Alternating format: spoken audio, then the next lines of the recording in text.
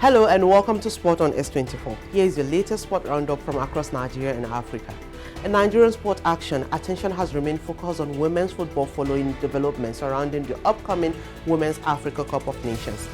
The Confederation of African Football confirmed that the 2026 WAFCON tournament, originally scheduled to begin earlier in the year in Morocco, has now been postponed until July, a decision that has sparked reactions across the continent.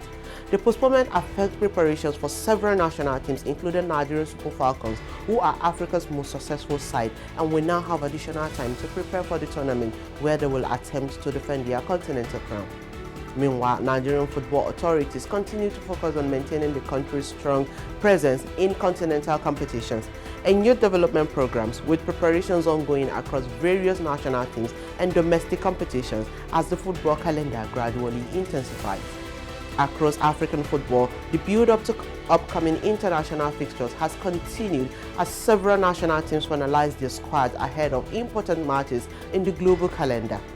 The Democratic Republic of Congo has recalled forward Yoane Wissa to its national squad ahead of a crucial Intercontinental World Cup playoff scheduled later this month, as the team seeks to secure a place at the 2026 FIFA World Cup in North America.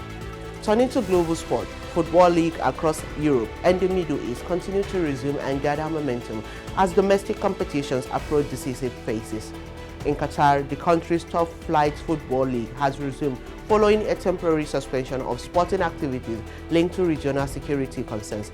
The restart of the Qatar Stars League sees several key fixtures returning to the calendar as clubs continue their push for league honors.